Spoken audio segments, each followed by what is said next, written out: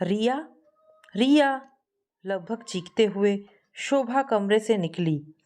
अब बस भी करो। कितनी बार समझाया है कि लड़कियों को ऐसे चिल्ला चिल्ला कर बात नहीं करनी चाहिए, पर तुम्हारी खोपड़ी में तो कोई बात घुसती ही नहीं। कॉलेज नहीं जाना है क्या? और राजीव, आप भी बस हद करते हैं। जवान बेटी के साथ कोई इस तरह। शोभा चाह कर भी अपने आप को काबू में नहीं रख पाई और भर्राई आवाज में आधी अधूरी ही सही मन की भड़ास निकाल ही दी। शांत प्रकृति की होने के कारण क्रोधित होते ही उसे घबराहट सी होने लगती है। इसलिए पल भर में ही उसे लगने लगा कि अंदर कुछ टूटने फूटने लगा है। उसे ऐसा महसूस हो रहा था मानो वह अचानक ही असहाय सी हो गई है। रिया और राजीव की धमा चौकड़ी और घर के कोने में दुबक कर एक दूसरे के कानों में गुपचुप बतियाने की प्रक्रिया ने उसे निढाल करना शुरू कर दिया था। अपनी संवेदनशीलता से वह स्वयं धराशायी हो गई। उसकी आंखें अनायास छलक उठी। शोभा, क्या हो गया है तुम्हें? राजीव ने उसके दोनों कंधों को थामते हुए पूछा। मैं और रिया तो हमेशा से ऐसे ही थे। रिया कितनी भी बड़ी हो जाए, पर मेरे लिए वह हमेशा वही रहेगी, नन्ही मुन्नी गुड़िया। हाँ, यह तो ठीक है, पर उसके होठों पर अचानक जैसे किसी ने ताला लगा दिया। अंदर की बात अंदर ही अटकी रह गई। वह सच्चाई नहीं बोल पाई।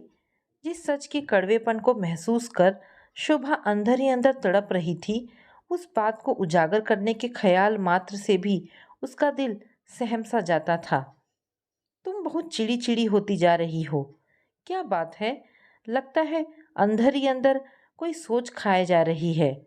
उसके हाथों को अपने हाथ में लेते हुए राजीव ने उसे अपने साथ सोफे पर बिठा लिया। हम दोनों एक दूसरे के सुख दुख के सहभागी हैं। मुझे बताओ, आखिर बात क्या है? कुछ नहीं। एक झटके में राजीव के हाथों को मुक्त करते हुए वह खड़ी हुई। राजीव की ऐसी चिकनी चुपड़ी बातों से अब उसे नफरत सी होने लगी थी। सोचने लगी, कितना झूठ बोलता है राजीव। क्या जरूरत है उसे यह कहने की कि वह उसके सुख दुख की साथी है। यदि ऐसा होता तो वह उसके साथ बिताए जाने वाले लम्हों को रिया के साथ न बांटता। वह विकल हो उठी तो प्रयास किया कि सोफे पर पड़े बैग को कंधे पर लटकाते हुए तत्काल घर से बाहर निकल जाए, पर रिया दरवाजे पर दोनों हाथ फैलाए खड़ी हो गई। माँ, पहले नाश्ता। नहीं, मुझे भूख नहीं है। ऐसे कैसे भूख नहीं है? रिया ने उसे ढकेलते हुए खाने की मेज पर बिठा दिया। माँ, मुझे तो लगता है आप रात दिन मेरी शादी को लेकर परेशान रहती हैं, पर अभी मेरी उम्र ही क्या है, और फिर मैं कोई काली कलूटी तो हूँ नहीं जो लड़का मिलना मुश्किल हो जाएगा। क्यों पापा? ठुनकती हुई रिया ने उसे खुश करने का प्रयास करते हुए राजीव से पूछा। बिल्कुल सही। पल भर पहले उसके चिंताग्रस्त चेहरे को लेकर बेहद गंभीर हो उठे राजीव रिया की बात सुनकर फिर से चुलबुले बन बैठे। पर रिया, तुम्हारा शरीर जिस तरह से मोटा होता जा रहा है, उससे तो लगता है कि तुम्हें कोई अच्छा लड़का मिलने से रहा। माँ देखो ना, पापा हमेशा मुझे मोटी कहकर चिढ़ाते रहते हैं। उसकी प्लेट में गाजर का हलवा परोसती हुई रिया बोली। जानती हो माँ, पापा ने मुझे एक भी चम्मच गाजर का हलवा खाने को नहीं दिया, इसीलिए तो मैं इनसे लड़ रही थी। अब तुम ही बताओ, क्या मैं सचमुच इतनी मोटी हूँ? वह रिया के सवाल का कोई जवाब न दे पाई, बस आंखें तरेर कर उसकी ओर देखते हुए जतला दिया कि उसे उसका बातचीत करने का यह ढंग बिल्कुल पसंद नहीं आया। नाश्ता गले के नीचे नहीं उतर रहा था। वह उठ खड़ी हुई। यह क्या माँ, पूरा तो खा लो। नहीं बस, रहने दे रिया, लगता है तेरी माँ डाइटिंग कर रही है। इन्हें शायद इस बात का डर है कि कहीं तुम खूबसूरती में इनसे बाजी ना मार लो। और दोनों की खनकती हंसी अंगारों की तरह उसके कानों से टकराई। वह रुआंसी हो उठी। सोचा दौड़कर दम घोटू माहौल से बाहर निकल जाए, पर अचानक बढ़ते कदम रुक गए। रिया, तुम भी चलो ना, तुम्हारे कॉलेज का तो समय हो गया है। रिया को मैं छोड़ दूंगा, तुम जाओ। रिया को अपने अंक में समेटते हुए राजीव ने कहा, तो उसका साहस और रिया की उन मुक्तता ने उसके तन बदन में आग लगा दी। लाचार सी अपनी ही पीड़ा से झुलसती शोभा तेजी से घर से बाहर निकल गई। उस रोज ऑफिस में किसी काम में मन नहीं लगा। थोड़ा बहुत काम जैसे तैसे निपटाकर वह निढाल सी कुर्सी पर बैठी रही।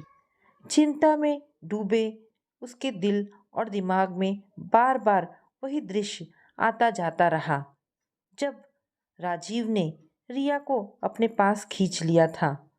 मन में कुलबुलाहट होने लगी कि बाप बेटी में ऐसे प्रेम प्रदर्शन का बुरा लगना अस्वाभाविक है, पर राजीव तो रिया के सौतेले पिता हैं, यानी उसके दूसरे पति। इस बात को वह कभी नहीं भूल पाती थी। सालों पहले का दृश्य आंखों के आगे साकार हो उठा, जब राजीव अजय की मौत की सूचना देने उसके घर आया था। विधवा होने की सूचना मिलते ही शोभा ने दीवारों से बाहें टकराते हुए चूड़ियां तोड़ डाली थी। उसे लगा था उसके साथ उसकी तरह चित्कार कर रोने वाला राजीव उसकी पीड़ा का सच्चा सहभागी है। वह बोला, भाभी, अब हम कैसे जिएंगे? अजय के बगैर तो वह 2 कदम भी नहीं चल सकता। राजीव के असहनीय वार्तालाप ने उसे मजबूर कर दिया था कि वह तत्काल आंसू पोंछ डाले और उसको संभालने का प्रयास करे। बिना कुछ सोचे समझे उसके सीने से लगकर उस रोज वह इतना मासूम लगा था कि वह देर तक उसे अपनी बाहों में समेटे रही। उसके आंसुओं ने उसके आंचल से चुपके से दोस्ती कर ली थी। उसके बाद जब भी राजीव आता, कभी उसके सिर पर हाथ फेरकर संरक्षण बन जाता, तो कभी उसके आगोश में छिपकर एक नन्हा बालक। तब रिया 2 साल की थी। रिया के पिता यानी अजय ने उसे कभी अकेले चलना नहीं सिखाया था। हर वक्त उसके हाथों को अपने हाथों में लिए चलता था। वह कभी अगल बगल देखकर यह जानने का प्रयास न करती कि जिस राह पर वह उसे लिए जा रहा है वह कहाँ जाकर खत्म होती है।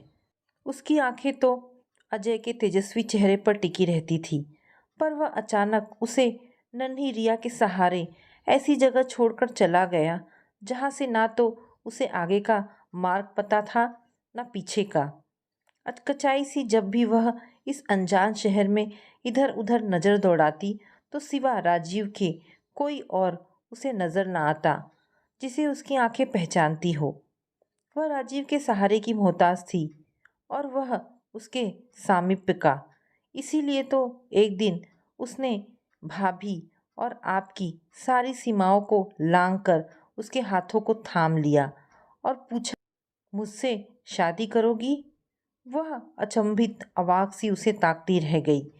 मासूमियत से उसके सीने से लग जाने वाला राजीव कभी उसके सामने यह प्रस्ताव रखेगा, इसकी तो उसने कल्पना ही नहीं की थी। यदि कभी ऐसी कल्पना की होती तो उसके द्वारा पूछे जाने वाले इस संभावित प्रश्न का एक उचित उत्तर भी तैयार रखती, पर उसने तो इस बारे में कभी सोचा ही नहीं था। समझ में नहीं आ रहा था कि क्या जवाब दे। उसके जीवन से अजय की कमी की परिपूर्ति करने की इच्छा रखने वाला राजीव उस समय उसके लिए पूजनीय था या एक ओछी प्रवृत्ति वाला स्वार्थी इंसान, वह समझ नहीं पा रही थी। उसे सशंकित देखकर उसने कहा था, शोभा, तुम्हारे साथ मेरा नाम जुड़ गया है। लोग तरह तरह की बातें बनाने लगे हैं। मेरी माँ ने मेरा रिश्ता कहीं और करना चाहा था, पर मैं उसके लिए तैयार नहीं था। तुम कभी यह न समझना कि मेरे मन में तुम्हारे प्रति जो स्नेह है उसमें वासना छिपी है, पर किसी और से शादी करके मैं तुम्हारी और रिया की देखभाल में असमर्थ हो जाऊंगा। मैं तुम दोनों को असहाय नहीं छोड़ सकता, इसलिए यह प्रस्ताव रख रहा हूँ। वह विस्मित सी उसे देखती रह गई। कितना अनोखा और निराला सा था उसका प्रस्ताव। उसकी भावनाओं में, उसके हृदय में और उसकी आंखों की गहराइयों में उसने कब और कैसे कब्जा कर लिया, वह जान ही ना पाई। जब उसने उसके रोम रोम को जीत लिया था तो इनकार भला वह किस मुंह से करती।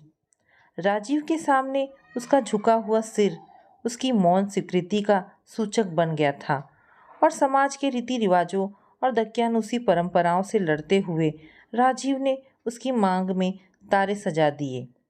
राजीव ने उसकी और रिया की जिंदगी में बहार ला दी थी। रिया के साथ कभी अनजाने कोई अन्याय ना हो जाए, इस विश्वास को अंजाम देने के लिए उसने कभी एक और बच्चे की इच्छा नहीं की। लेकिन उसकी खुशियों को रोशन रखने के लिए अपनी आकांक्षाओं से दीप जलाने वाला राजीव अचानक बदलने लगा था। उसके जीवन से उसका अस्तित्व धीरे धीरे खत्म होता जा रहा था। अब रिया ही उसकी सब कुछ थी। यौवन की दहलीज पर खड़ी रिया को अच्छे बुरे की शिक्षा देते वह हार गई थी, पर वह पिता के साथ करने वाली अपनी शरारतों में जरा सी भी कमी नहीं करती थी। एक पुरुष और एक स्त्री के रिश्ते में थोड़ी सी दूरी कितनी जरूरी है, इस बात को रिया और राजीव ने नज़रअंदाज कर दिया था। उन दोनों के बीच का यह गहन रिश्ता शोभा की नज़रों में तब संदेहास्पद हो उठा था जब राजीव ने पुरानी फैक्ट्री का काम छोड़कर एक नई फैक्ट्री में नौकरी कर ली। इस नई फैक्ट्री में हमेशा उसकी शिफ्ट ड्यूटी रहती थी और जब रात की ड्यूटी रहती तब रिया और राजीव दोपहर को घर पर अकेले ही रहते थे, क्योंकि रिया के कॉलेज का समय दोपहर के 1 बजे तक का ही था। इस एकांत ने उनके स्नेह में जरा सा परिवर्तन कर दिया था। अब वे एक दूसरे के परम मित्र बन बैठे थे। सुबह शाम राजीव रिया के आगे पीछे लगा रहता था। कभी उसके गोरे गालों पर चिकोटी काट लेता तो कभी उसकी कमर में हाथ डालकर उसे अपनी अंक में भर लेता। जब भी राजीव ऐसा करता, शोभा के दिल पर जोर की चोट लगती। पहली बार उसका माथा तब ठनका जब एक दोपहर सिर दर्द के कारण वह जल्दी घर लौट आई थी और रिया को उस रोज अपने शयन कक्ष में सोया पाया। उसके बाद उसके सिर में दर्द हुआ या नहीं उसे याद ही नहीं, क्योंकि जब कहीं गहरी चोट लगती है तब पहले वाली चोट की पीड़ा अपेक्षाकृत कम हो जाती है। और यही शोभा के साथ भी हुआ। तब से उसके मन में यही संशय भरा हुआ था कि कहीं सौतेले पिता और बेटी के बीच कुछ अनैतिक तो नहीं। तब से उसने उन दोनों के व्यवहार पर अपनी तेज तर्रार नज़रों से जासूसी शुरू कर दी और यही पाया कि वे एकांत प्रिय हो चले हैं। कुल 3 सदस्यों वाले छोटे से परिवार में भी उन्हें दखल अंदाजी की बू आती थी। इसीलिए वे कभी छत पर तो कभी बगीचे के किसी कोने में दुबक जाते थे। कभी उनके बीच एक रहस्यमयी खामोशी तो कभी लोकलाज के सारे बंधनों को भूलकर वे एक दूसरे से आलिंगन बंद हो प्रेमालाप करते। उनके बीच वह उपेक्षित थी, यह विचार उसकी आंखों को गीला किए जा रहा था। जी तो यही चाह रहा था कि खूब रोए, पर ऑफिस में उसका रोना अशोभनीय कहलाता। इसीलिए अपनी भावनाओं को संयत करने का प्रयास किया। जब से उसके मन में राजीव और रिया को लेकर संशय जागा, तब से वह लगातार यह प्रयास कर रही थी कि रिया के लिए जल्दी ही योग्य लड़का तलाश ले। सभी दोस्तों और रिश्तेदारों से उसने इस संबंध में बात की थी और सभी से यह आग्रह भी किया था कि रिया के लिए लड़का तलाशने में वे उसकी सहायता करें। घड़ी पर ध्यान गया तो शाम के 5 बज गए थे। घर जाने का समय हो गया था, पर घर शब्द से उसे चिढ़ सी होने लगी थी। घर तो वह जगह होती है जहाँ हर कोने में स्नेह, विश्वास और त्याग की भावना भरी हुई हो। वह घर जहाँ पल पल एक गोपनीयता का एहसास भरा हो। वहाँ जाने की इच्छा भला किसे होगी, पर जाना तो होगा ही। यह सोचते हुए शोभा उठ खड़ी हुई। घर पहुंचने से पहले उसने निर्णय लिया कि रिया को अब घर पर नहीं रहने देगी और जब तक उसके लिए योग्य लड़का नहीं मिल जाता तब तक के लिए उसका एडमिशन किसी लड़कियों के हॉस्टल में करा देगी। इसके अलावा उसके पास कोई और रास्ता नहीं था। लेकिन वह इस बात को लेकर भी चिंतित थी कि राजीव को वो वजह क्या बताएगी। रिया को घर से दूर करने की बात पर वह जरूर नाराज हो जाएगा। हो सकता है उससे लड़ भी पड़े। घर पहुंची तो बरामदे में ही कुर्ता पजामा पहने और शॉल लपेटे बड़ी बेसब्री से चहलकदमी करता राजीव नजर आया। उसको देखते ही शोभा के मन में कड़वाहट सी भर गई। किसका इंतजार कर रहा है, यह जानने की उत्सुकता थोड़ी बहुत तो थी, पर पूछने की इच्छा ही नहीं हुई।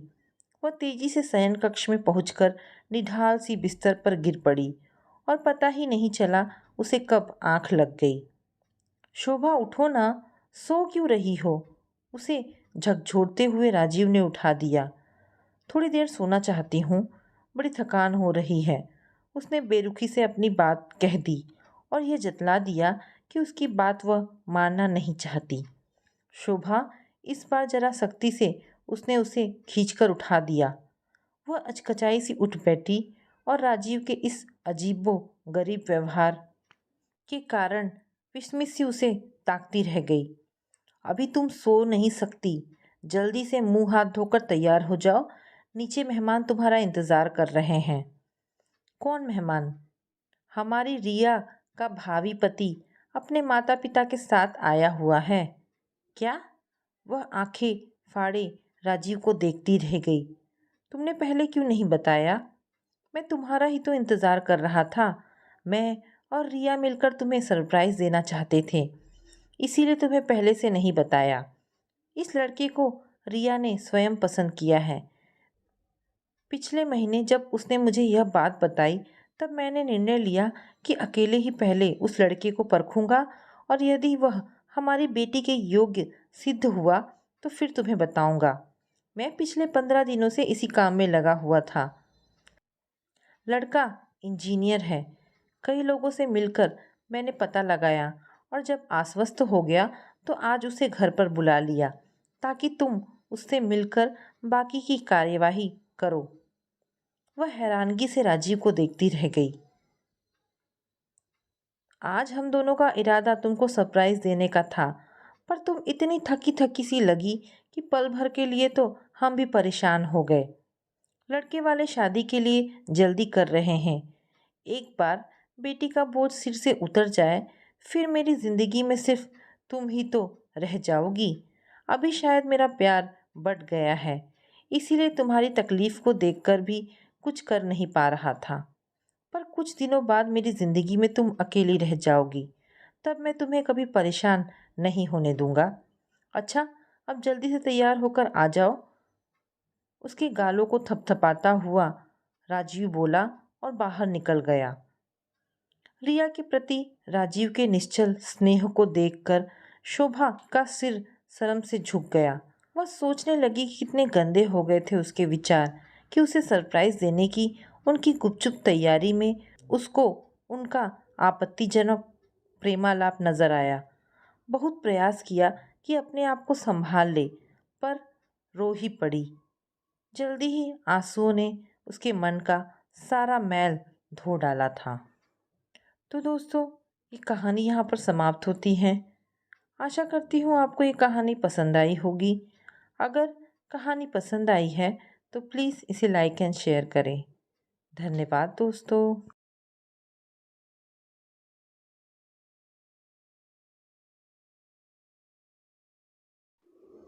दिशा दुल्हन बनी फूलों की सेज पर बैठी घबराए जा रही थी। इन अमूल्य क्षणों में हर नई नवेली दुल्हन जो कुछ सोचकर लाज से छुई मुई होती है और हर आने वाले पल में उस सपनों के राजकुमार के कदमों की आहट की बाट जो होती है, जो आगे से बढ़कर उसे अपनी बाहों में भरकर उसे जीवन की अमूल्य निधि से सरोबार कर देगा। ऐसा किसी भी प्रकार का भावनात्मक आंदोलन उसके अंतर में प्रस्फुटित नहीं हो रहा था। वो तो चाह रही थी कि वो पल वहीं ठहर जाए, समय की गति थम जाए और वह किसी घटनाक्रम का हिस्सा ना बने। दोनों घुटनों में थोड़ी टिकाए वह अतीत के पन्ने पलटने लगी। जिस पन्ने पर उसके पापा अखबारों में से वर ढूंढने के लिए पते ढूंढकर 2-3 पत्र डाक में हर हफ्ते डाल ही देते थे। पापा को कोई रिश्ता जच नहीं रहा था। तभी कैप्टन विशाल का पत्र आया जो उन्हें जच गया। उन्होंने मौका हाथ से जाने नहीं दिया। दिल्ली के एक बढ़िया होटल में विशाल और दिशा को मिलाने का प्रोग्राम बनाया गया। दिशा को विशाल पहली नज़र में ही भा गया। वह बहुत स्मार्ट और खुले स्वभाव का था, लेकिन साथ ही दिशा को कुछ खटक रहा था जो उसे रोक रहा था। क्या, वह समझ नहीं पा रही थी। उसे मन का वहम समझ वह संयत हो गई। उधर विशाल को भी दिशा बहुत पसंद आ गई थी। रिश्ता पक्का हो गया। विशाल के पास बस यही छुट्टियां थी, सो 15 दिनों के भीतर शादी का मुहूर्त निकाल लिया गया। शादी की जोरदार तैयारियों में किसी को भी कुछ सोचने की फुर्सत ही कहाँ थी। शुभ दिन में शुभ मुहूर्त पर रिश्ते नातेदारों व दोस्तों की भीड़ में दिशा दुल्हन बनी डोली से उतरी। बहनों ने नेग लिए और भाभियों ने दुल्हन को लाकर फूलों की सेज पर बिठाया। विशाल के दोस्तों ने जानबूझकर उसे देर से छोड़ा। मिलन की पहली रात को ढेरों उमंगे लिए विशाल जैसे ही कमरे के भीतर आया और जल्दी से दरवाज़ा बंद करने लगा तो उस आवाज़ से दिशा की तंद्रा टूटी। वो अतीत से लौटकर वर्तमान में आई। उसका शरीर थर थर काँपने लगा। घबराहट व डर के मारे वो ठंडी पड़ने लगी और उसके दांत किटकिट बजने लग गए। विशाल ने जब यह सब देखा तो बहुत ही प्यार से उसे पकड़कर कुछ कहना चाहा कि तभी दिशा ने जोर से झटककर उसे अपने से दूर कर दिया। भयभीत हिरनी सी आंखों से उसे देखने लगी। विशाल हैरान सा पत्थर का बुत बना उसे देख रहा था। वह इस अप्रत्याशित व्यवहार का कोई कारण नहीं समझ पा रहा था। हैरान परेशान सा वह उसकी भयभीत दृष्टि को झेल नहीं पा रहा था। पहली रात का नशा तो हवा हो गया था। दिशा चिल्ला रही थी, ना ना, मुझे हाथ ना लगाना, मेरे पास ना आना। बोलते बोलते वो धीरे धीरे पीछे चलती हुई दीवार से सटती चली गई थी। विशाल ने हिम्मत कर आगे बढ़ते हुए उसका गिरा आंचल उठाते हुए कहा, क्या बात है दिशा, डर क्यों रही हो? चलो भाई, नहीं लगाता हाथ, आओ बैठो, डरो मत। यह कहकर विशाल आगे बढ़ा ही था कि दिशा चीखी, आगे मत बढ़ना, सिर फोड़ दूंगी तुम्हारा। उसे कुछ होश नहीं था। घर में ढेरों रिश्तेदार थे। उनका ध्यान आते ही विशाल ने चुपचाप कदम पीछे हटा लिए। उसकी समझ तो मानो घास चरने चली गई थी। उसके मीठे स्वप्न टूटकर बिखर गए थे। मौके की नजाकत को समझते हुए वह कमरे से बाहर निकला। वह छिपता छुपाता ऊपर टेरेस पर चला गया। वहीं वह सारी रात सिगरेटें फूंकता रहा। दिशा का अप्रत्याशित व्यवहार उसे भीतर तक जख्म दे गया था। उसके भीतर हाहाकार मचा हुआ था। रात के पिछले पहर जब वह कमरे में दबे पांव लौटा तो देखता क्या है कि दिशा वहीं फर्श पर बेसुध सी सोई पड़ी थी। विशाल ने डरते हुए उसे धीरे से उठाकर बिस्तर पर डाल दिया।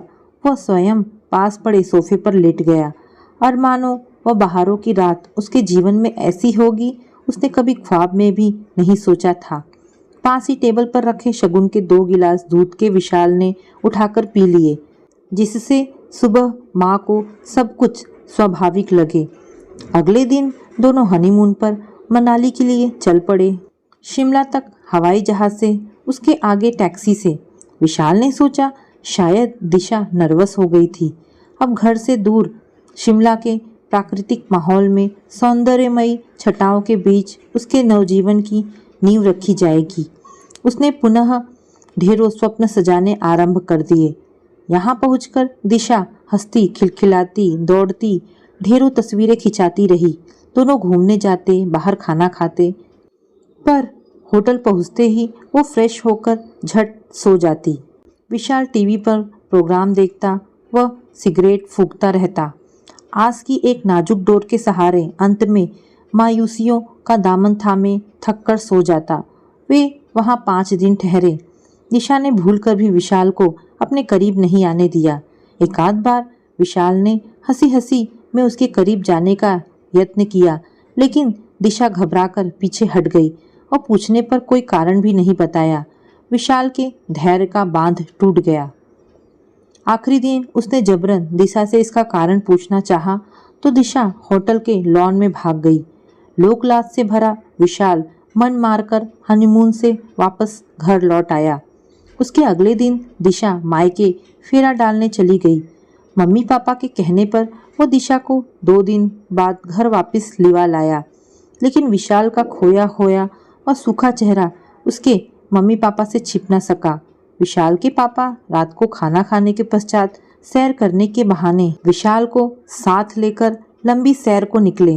रास्ते में पापा के पूछने पर उसने उन्हें सारी बातें बताई। वह उनके कंधे पर सिर रखकर रो पड़ा। पिछले 10 दिनों से जिस अंतर्वेदना को वह घुट घुट कर सह रहा था, आज पापा का कंधा उसे संबल दे रहा था। सब जानकर पापा भी परेशान हो गए थे। इकलौते बेटे का दुख उनसे भी सहा नहीं जा रहा था। कितने प्रसन्न थे वे अपने बेटे का विवाह इतनी धूमधाम से करके, और यहाँ बेटा इतना दुखी। खैर, विशाल की मम्मी से सलाह करके उन्होंने दिशा को अपने पास बुलाया और पूछा कि क्या उसे कोई कष्ट है। जवाब में दिशा ने चुप्पी साधी रखी। आखिर में दिशा के माता पिता को बुलावा भेजा गया। संपूर्ण तथ्यों की जानकारी होने पर वे भी हैरान हो गए। उन्होंने भी बहुत यत्न किया कि दिशा कुछ बताए, लेकिन वह चुप रही, गुमसुम सी। आखिरकार उसे मनोवैज्ञानिक चिकित्सक के पास चलने को राजी कर लिया गया। कुछ बैठकों के पश्चात जिस राज का पर्दाफाश हुआ, उसे जानकर सभी हैरान हो गए। दिशा के कथनानुसार जब दिशा छोटी थी, वह उसके पापा की दूसरे शहरों में पोस्टिंग थी। उन दिनों वह घर में मम्मी के साथ अकेली होती थी। पापा के कई मित्र और मम्मी की सहेलियां मम्मी को मिलने व हालचाल पूछने आया करते थे। स्कूल से लौटकर जब वह सो जाती थी तो मम्मी कभी सहेलियों के घर गप्पे मारने, कभी पड़ोस में तो कभी ताश खेलने चली जाती थी। पापा के दोस्त विपिन अंकल अधिकतर ऐसे समय ही उनके घर आते थे। यह उसके सोकर उठने और होमवर्क करने का समय होता था। विपिन अंकल उसे प्यार से गोद में बिठाते और होमवर्क करने के बहाने उसके नाजुक अंगों को छेड़ते रहते थे। दिशा उनके हाथ हटाती तो वे और बढ़ जाते। दिशा किसी से भी कुछ कह ना पाती, न मम्मी को कुछ बता पाती थी, किंतु उसे इतना अवश्य लगता कि यह सब गलत है। वह मुंह खोलने पर तरह तरह की आशंकाओं को अपने भीतर मंडराते हुए पाती थी। चेतना शून्य सी मशीनी पुर्जे की तरह वह चुप्पी साध गई, अन्य बच्चों से अलग। उधर मम्मी घर आकर फूली न समाती कि विपिन अंकल होमवर्क करा गए, क्योंकि उनकी सिरदर्द कमजोर हो जाती थी। नौकरों से पूछती कि उनको चाय नाश्ता ठीक से कराया था ना। जिंदगी की नियति कहिए कि उन्हीं दिनों उसके पापा का फोन आया कि फील्ड में मैच में इंतजाम हो गया है, सो दिशा को विपिन के घर छोड़कर 20-25 दिनों के लिए मम्मी उनके पास आ जाए। पीछे से दिशा का स्कूल मिस नहीं होगा, उसकी पढ़ाई चलती रहेगी। दिशा बहुत रोई चिल्लाई कि वह विपिन अंकल के घर पर नहीं रहेगी, लेकिन उससे अधिक सुरक्षित जगह मम्मी को कोई दूसरी नहीं लगी। साथ ही वे पढ़ा भी देते थे दिशा को, सो वे छटपटाती दिशा को गहरी खाई में ढकेलकर चली गई। उधर दिशा भयभीत सी भविष्य के घिनौने पलों की परछाई को अपने ऊपर छाते देखकर सहम सी गई थी। जिस बात से वह डर रही थी वही सब घट रहा था अब उसके साथ। सारी अनुभूतियां अवचेतन मानसिकता की गहरी झील में वजनदार पत्थरों के साथ बांधे गए अवैध शिशु की तरह कहीं बहुत गहरे डूबती चली जा रही थी। दुष्ट राक्षस की तरह विपिन अंकल की बाछें खिल गई थी। चुपके चुपके उनकी छेड़खानी की सीमा अपनी हदें लांघ गई थी। आंटी भी मम्मी जैसी ही थी। दिशा सारी सारी रात दर्द से कराहती व छटपटाती। उसके जिस्म पर निशान बनते जा रहे थे, नाजुक बदन पर नील पड़ गए थे। इन 20 दिनों में बाल सुलभ मन परिपक्वता की पराकाष्ठा पर पहुंच चुका था। पत्थर की मूक शिला बनकर रह गई थी दिशा। मम्मी के लौटने पर दिशा अपनी मम्मी से बेहद नफरत करने लग गई थी। वे सोचती थी कि बेटी उनके बिना उदास हो गई है, तभी पीली पड़ गई है। उधर दिशा कमरा बंद करके किताबों में डूबी रहती। स्कूल व घर, इसके अलावा वह किसी से भी नहीं मिलती थी, विपिन अंकल से भी नहीं। कुछ महीनों के पश्चात उसके पापा की पोस्टिंग इंदौर की हो गई। माहौल बदल गया। यहाँ पर भी दिशा ने पुस्तकों के अलावा किसी से दोस्ती नहीं की। वह यथाशक्ति अपने जिस्म को ढाक कर रखती थी कि कहीं कोई खुला अंग अपनी बर्बादी की दास्तां न सुना दे किसी को। यौवन के भरपूर पर्दापण पर भी उसने उसे खिलकर महकने नहीं दिया। वह सकुचाई ही रही। विशाल का खुलापन उसे भाया था। प्रथम बार कोई उसे भी अच्छा, स्मार्ट व सुंदर लगा था। विशाल के साथ घूमना फिरना, हंसना खेलना, बातें करना उसे आनंदित करता था। ऐसी खुशी उसे पहली बार मिली थी। लेकिन शरीर को हाथ लगाना नहीं, वो यह नहीं सह सकती। सुहाग रात को विशाल को अपनी ओर बढ़ते देख उसमें विपिन अंकल दिखाई दे रहे थे। वे सारी अनुभूतियां जो अवचेतन मानसिकता की गहरी झील में डूबी पड़ी थी, वे बड़ी तेजी से सतह की ओर उठती चली आई थी। फलस्वरूप आंखों से अंधेरे में उड़ती हुई चिंगारियों के अलावा कुछ और नहीं निकल रहा था। वह बदहवास चीखे जा रही थी। उसे होश नहीं था। यह सब सुनते हुए दिशा की मम्मी का रो रो कर बुरा हाल था। उसके मम्मी पापा आत्मग्लानि से भर उठे थे। दिशा के मम्मी पापा स्वयं को कसूरवार मान रहे थे, क्योंकि आज उनकी बेटी की जो हालत है उसके जिम्मेदार वे स्वयं है। बेटी के साथ जो भी हुआ उसमें विपिन के साथ साथ वे लोग भी गुनाहगार थे। दिशा के नयन सरोवर का तो सारा जल कब से सूख चुका था। दिशा के मम्मी पापा ने उस दुष्ट राक्षस विपिन को सजा दिलवाने के लिए आगे कदम बढ़ाया। उन्होंने उस पर केस किया और उस राक्षस रूपी इंसान को सजा भी हुई। लेकिन दिशा जीवन पर्यंत इस रोग से ग्रसित रही। मनोवैज्ञानिक, चिकित्सक व अन्य सब ने भी उसे बहुत समझाया, लेकिन सब निरर्थक रहा। विशाल के मम्मी पापा ने विशाल को समझाया कि वह दिशा से तलाक लेकर नए जीवन की शुरुआत करे, लेकिन विशाल दिशा को चाहने लगा था। वह उसे इस हालत में छोड़ना नहीं चाहता था। वह अपने प्यार के मरहम से दिशा के मन पर लगे घाव को मिटाना चाहता था। 2 वर्ष के अथक इलाज के बाद दिशा के मन पर लगे घाव भर गए। यह सब विशाल और उसके मम्मी पापा के प्यार और विश्वास के कारण ही सफल हो पाया था। दिशा आज भी सोचती है, अगर विशाल जैसे जीवन साथी का साथ ना मिला होता तो बालकुंठा ने उसकी जीवन भर की खुशियों को ऐसा पूर्ण विराम लगा दिया था कि वह जीवन पर्यंत एकाकीपन के अंधकार में सिसकती रह जाती। तो दोस्तों, ये कहानी यहाँ पर समाप्त होती है। आपको ये कहानी कैसी लगी? अगर आपको ये कहानी पसंद आई हो तो प्लीज़ इसे लाइक एंड शेयर करें। धन्यवाद दोस्तों।